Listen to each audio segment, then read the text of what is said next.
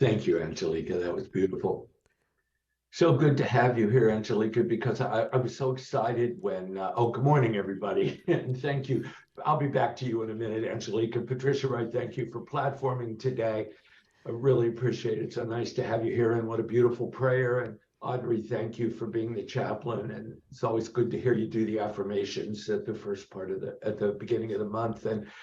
And who was my announcement person today? Let me think. Oh, it was the inimitable John Duffy, President Duffy, who's retiring next year from the presidency. Thank you, John, for popping in and helping us. And David Morris and Harry for the slides, and Bob McAvoy for recording, and our Zoom operator, Kevin. Thank you. Thank you.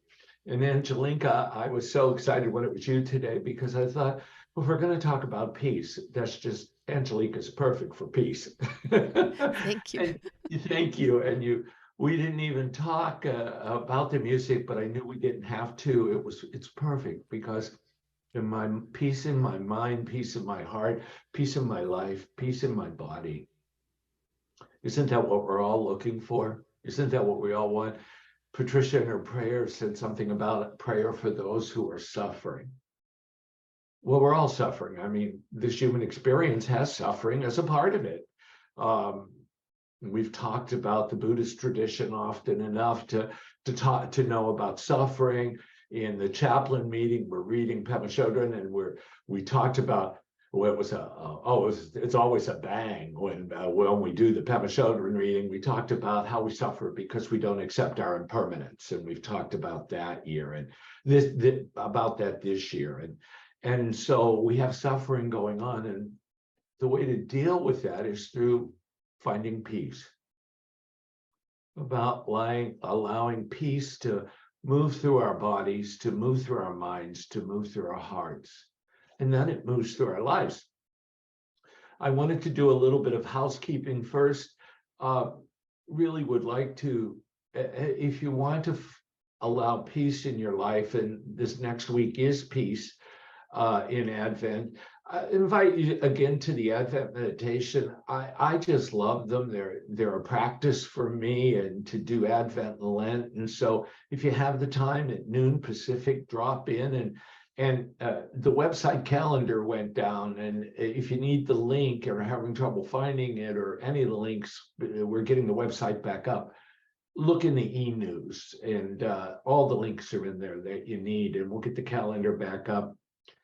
Emily's journaling workshop is going to sell out fast. Well, I don't even know what that means, sell out. How many people we're going to let in, we'll see. But anyway, I wanted to give you guys an extra, a little bit of notice. We'll put a registration out soon, and you'll have it. But it's for 3 weeks starting February 18th. And if you haven't sent your pledge card back, please do. We want to get the budget set up. Patricia Wright is just, she's anxious to do the budget. She's excited. And then the Holiday Steak Project. Thank you so much, Steve Ciccato, for your work on that. Just really appreciate that. And if you, let's get the gifts over there so Steve can get them off to steak. Advent is moving through, and then don't forget to hold on to your holiday card package. And if you didn't get a holiday card package, which has everything you need for the holiday, including a wonderful ornament that is just fun to collect every year, let us know, either me or Joy or admin at unityofdavis.org.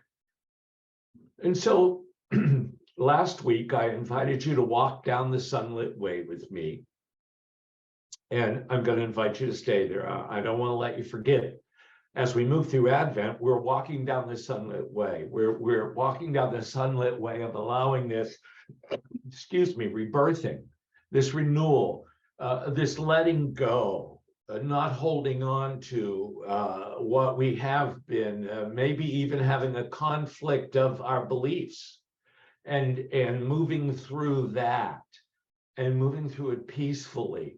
And so walking down the sunlit way, from the book by Ernest Wilson with the same name, is following the light, the sunlit way. Walking through the light, the glass is half full rather than the glass is half empty. nourishing, those things that we need to nourish to in this life walk down the sunlit way. And so we continue that journey down the sunlit way this week, but let's go back to last week for a minute and review a little bit about faith and hope. And we talked about most Christians focusing on hope during the first week of Advent, but in Unity, we see it as a hope and faith continuum, that hope is the assurance for things hoped for, or the assurance of things, oh, I got myself confused. The faith is the assurance of things hoped for. And it's that hope, that gathering, grasping out of the imagination, grasping one of those thoughts. And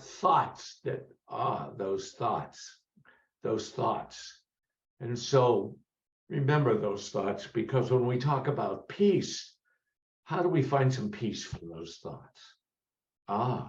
Maybe that's what peace is all about. Maybe it's not about, we want to end the war in Ukraine and we want to have peaceful relationships, but until we can find peace in our mind, maybe we can't have that. And so moving towards peace in our mind, we look at our faith and we try to discern those thoughts, those ongoing thoughts that are in our mind. We discern which ones we want to grab onto, which ones we want to imagine, and use our faith to bring that forward. And so it's the hope faith continuum. And it's about what we believe. And so we bring into our consciousness then, into manifestation, what we believe. And through hope and faith, it comes into manifestation, into our reality in some way, shape, or form, even if it's just for a second. And then we discern, no, let it go. So we said last week, and through the writing of Reverend Kurt Condra, and we're going to talk, thank God for Reverend Kurt Condra. He's a beautiful writer. We're going to talk about his peace message this week too. But we talked about the challenge of having two contradictory beliefs, and we have to have a willingness to look at those beliefs and move through them. And then we also said, and in the comments during the week, I heard that a lot of people pulled this out of the message that Ernest gives in the Sunlit Way, that faith may not express itself in the same way for all of us, but everyone has faith in something. That we may be so negative in our expression that our faith is difficult to discover, but if faith will manifest itself in no other way, it will manifest itself in our fears. And so we'll have faith in our fears rather than faith in hope for the future, faith in creating, manifesting in our mind what brings peace, what brings peace in this human experience. And in that peace, we recognize our divinity. Through the music of Angelica, we find our divinity. Could you feel it as we are moving through the service, and the music and the peace, the words brought you to peace? And so we don't all experience peace the same way either. And so we want to move our faith into something that we really believe in, and try to move it away from fear, because it will manifest itself there. So what is this peace thing all about that we're talking about this second Sunday of Advent? Well, if you take away all of the Christmas story out of the Bible and you just take a look at this guy, Jesus, I would have to say that if he'd have come in 1970, he'd have been standing there like this with a smile on his face and hair down to his shoulders and saying, give peace a chance, because that's what he was saying in the midst of continued human suffering. I mean, we think we're suffering. Think about living in Roman culture in the year 0 AD, I mean, it wasn't peaceful there. We war every day. Jerusalem was always being torn apart.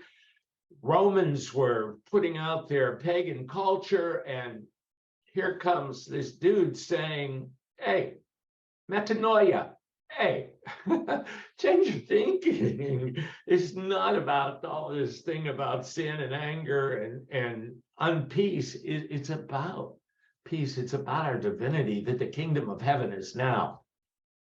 So I went to the Revealing Word, of course, to see what the Revealing Word, the metaphysical Bible interpretation, metaphysical Bible, had to say about peace. And it's beautiful, as usual, at least for this metaphysician. The metaphysical meaning of peace. Peace, harmony, and tranquility derived from awareness of the Christ consciousness. Now, let me say it again. Peace, harmony, and tranquility derived from awareness of the Christ consciousness, derived from an awareness of our divinity, derived from an awareness that we're divine beings on we're divine beings on a human experience, and that we have all of our divinity there present, that we're aware of our Christ consciousness, we're aware of our divinity. Peace I leave with you, my peace I give unto you, from the book of John. And in the Revealing Word, it says, steadfast affirmations of peace will harmonize the whole body structure and open the way to attainment of health conditions in mind and body. Why, that's beautiful. Angelica just sang that to you. She's just that. That's exactly what she told us in her music. So the affirmations, or something thereof, peace I leave with you. My peace I leave with you. Peace I give unto you. I share my peace with you. And steadfast affirmations of peace.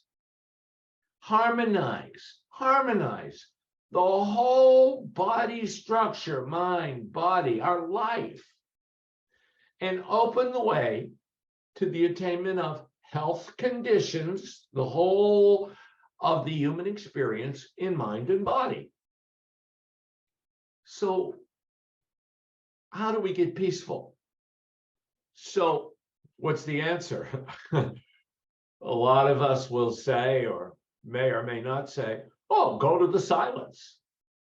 We'll go to the silence. And that's very helpful. But Kurt Condor wrote this in the Advent booklet in 2019. Kurt writes, all manifestations of life originate in the silence. And this was written by the Society of Silent Unity in volume 17 of Unity Tract Society in 1902. 1902. So all manifestations of life originate in the silence. The thoughts that rise in you and come to the surface in deed and act are not from the silence. The thoughts in you that rise in you and come to the surface in deed and act are not from the silence. Muting the perpetual cycle of thought is a gift that brings greater peace. Muting the perpetual cycle of thought is a gift that brings greater peace. To the breath. We go back to the breath. When the cycle of thought in our silent time takes over, and it does, we go back to the breath that has always been, to mute that cycle of thoughts. And then Kurt goes on and says, he makes reference to Zechariah. For Zechariah, muteness was imposed. So we are called to mute our own thoughts. And I'm going to tell you about this Zechariah character in a minute. But Kurt reminds us that in the story of Luke, for Zechariah, muteness was imposed. And we're called to mute our own thoughts. That's how we found peace, is to mute our own thoughts, to stop them for a while, to stop them for a brief second and feel peace, to stop them in the midst of Angelica's music because she's talking to us and find peace. With quiet minds and open hearts, we rest in the peace that surpasses all understanding. With quiet minds and open hearts, we rest in the peace that surpasses all understanding. And Kurt says, that's why he's come to believe that Zechariah's muteness was not a punishment, but a gift. It's a gift that we're all invited to give as well as receive. Who is Zechariah? With all my New Testament Bible theologians that I have on today, how many of you want to venture a guess as who is Zechariah? Well, let me just tell you, okay? So in the book of Luke, there's really two birth stories going on. And in the book of Luke, I don't know if any of you remember Reverend Debbie Taylor when she was on last year and talking, she said that she likes the book of Luke because she thinks it tells it straight out there. And even the writer of Luke says at the beginning of Luke, hey, I'm going to set it straight. There's too many stories out there, and this is the story, this is the truth. I've got evidence and I've collected it. And so the writer of Luke is saying, well, he was a student of Paul's, and Paul was there, and Paul is telling me, and I'm telling you, well, it's all hearsay. And by the time the book of Luke was canonized, this was hundreds of years later, and who knows what was written or changed in it. But anyway, there's a story that's consistent within it. And it's about, and it's the second birthing story, this Gabriel. You remember the angel Gabriel? Gabriel's busy about this time. The angel Gabriel is who came down and told Mary that she was with child. And that she said, oh, that couldn't be. And well, between you and God and me, this is truth, and you will bear this child. And then the story goes on to say that the angel Gabriel visited Zechariah, who was the husband of Elizabeth. They were older, and Elizabeth had been barren all of her life, and they had never born a child. It was very important to born a son, of course. And Zechariah was a part of the incense bearers for the temple. And it was his time to be in the temple and be with the incense while the hordes of followers were outside the temple. And while Zechariah was in the temple, guess who shows up? Gabriel, the angel Gabriel, and says to Zechariah, and Gabriel shows up on the right hand of the altar, right by the incense, and he says, and Zechariah sees Gabriel, and he goes, whoa, dude, maybe the incense is getting to me, but what's the angel Gabriel doing on the right hand of the altar? And Gabriel says, well, I'm here to tell you that your prayers have been answered. Your wife Elizabeth will bear a child. Oh, conflicting beliefs. How can Elizabeth bear a child? She's too old. Well, we all know, actually, that older women can bear children, don't we? We see it on the news. We've seen it wherever. But in any event,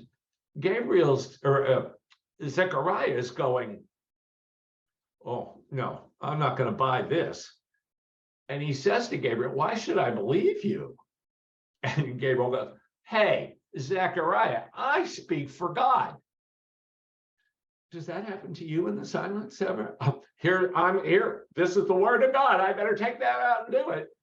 When really what I should have done is take a breath and stayed in the silence a little bit longer and then come out and let my human experience unfold, or maybe take some action. But, and Gabriel says to Zechariah, hey, it's the word of God. I'm going to mute you. You're going to be silent through this pregnancy. You will see that everything that I told you will come to pass. Well, it does. And this whole time, even as Zechariah walked out of the temple, the throngs of people that he knew out there, he couldn't speak. And they knew something must have happened in the temple, that Zechariah had a vision or something happened. So this muteness that was imposed on Zechariah, he had to quietly stay there and probably had to find peace with his quietness, with the thoughts, without putting them out there, without saying anything, and watch his prayer come to be. Quiet peace. We have to find peace. We have to rest our mind. We have to go back to the breath. Ernest Wilson gives us these tidbits from the Sunlit Way about the silence. This comes from the chapter on the silence. When we are in the silence, these truths seem very real to us. When we are in the silence, these thoughts, these truths seem very real to us. It is clear that God is all and only the good is true. But we cannot remain always in meditation upon these truths. So he calls it out, right? We know it's clear. God is all and only the good is true. But we can't remain always in meditation on these truths. We have to live this human experience because we're divine and we're having it. Life makes many demands upon us. Each day brings duties and responsibilities. We must meet them. We must go into the world to discharge these obligations. Sometimes the inspiration of the silence seems lacking. That which was so real to us when we sat serenely with eyes closed and with hands clasped in response now has become less tangible. Oh, it was so good in the silence. It was so good at that noon meditation. I'm going back there every day. But can I carry it with me? Can I practice it throughout the day? Can I go through this human experience and bring it with me and practice it? It is practice. It is. Ernest goes on and says, he quotes Emerson now. He says, it is easy in the world to live after the world's opinions. It is easy in solitude to live after our own. But the great man is he who, in the midst of the crowd, keeps with perfect sweetness the independence of solitude. In the midst of the chaos, in the midst of the crowd, in the midst of everything, can we take a moment and know peace? My peace I give to you, my peace, and breathe into peace, and then share that peace with the crowd rather than become a part of the chaos. Can we keep the perfect sweetness of the independence of solitude in the midst of the crowd? What Emerson had, now Ernest says, what Emerson has said of solitude is equally true of the silence. We find in the study of truth, the revelations of the silence must become a part of everyday life if they are to benefit us greatly. Sometimes, perhaps, we are tempted. Now, this is important, listen. Sometimes, perhaps, we are tempted to shut our eyes to the demands and to the problems of the outer world. We should like to enter the silence, to deny the reality of our problems, and then refuse to see them again. But we do not find that this is always a practical course. The revelations of the silence may show us the falsity of the unpleasant appearances of the outer world, but simply knowing their falsity does not always banish them. We have to deny them. We have to get them out of our thoughts. We have to banish them. we have to find peace with it. We have to stop it. We have to deny any power to them. Our going into the silence to avoid responsibilities is like shutting ourselves in a soundproof room to avoiding hearing bad news. Neither action is an adequate solution of the problem that it would solve. To receive practical benefit from the silence, we must form a connection between the high vision of the silence and the performance that life demands of us. We must put the truth of the silence into action in our lives. The greatest value of the silence is to inspire and to quicken in us an understanding that we shall use, an understanding that we shall use in this human experience. The object of the silence is a clear perception of the operation of goodness in and through all things.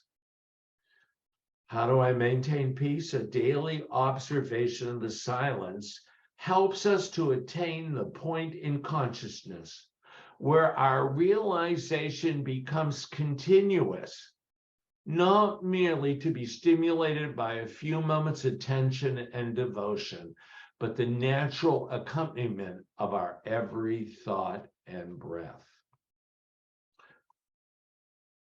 When I do the daily Advent, the daily Lent meditations for the numbers of days I do them, and I am disciplined and it's on my calendar and I read it and I find the music and I let myself think about it beforehand, it is a daily practice and it changes me. I find peace in it and I am open to new ideas and thoughts. And it seems like they'll just come when we find peace, the peace in between those thoughts. So yesterday, as I was getting the talk ready, I went to the mailbox and I got a letter, and it was one of my annual, I get 2 annual letters that Unity Village is praying for me, holding me in prayer that day. They're not just me, but other people in silent unity. And if you're a donator, you might have gotten one too, but this is from Terrell Petrie, and she said that they're holding me in prayer. She's the vice president of philanthropy, so it's for my giving, and they're holding me in prayer on December 7th. And they all, December 7th, that's quite a day. And they send a little unity something with it. And I want to share with you as we close this poem. It just came yesterday, and listen to what it says because it's perfect. And I'll just say out front, when I read it, it talks about the sunlit way. So here we go, by James Dillard Freeman. Dawn is the threshold of today. Oh, I'm sorry. I wanted to tell you that the poem is The Journey of Today by James Dillard Freeman. Dawn is the threshold of today. Dawn is an open door that sends you up a sunlit way you have not climbed before. But you can know God does not give you hills too hard to climb. God's love ordains that you shall live but one day at a time. Let's go dead yesterday's regret, tomorrow's phantom fear. Live in the living now and let the present good appear. Even a stay at home must make the journey of today. Go with a willing heart and take love's lamp to light your way. Prayer be the staff you lean upon. With faith your feet be shod. Today you do not walk alone. Today you walk with God. Today, walk with God. Walk with the universe. Walk with divinity. You are divine. Peace. Peace be still. Thank you. Have a good week.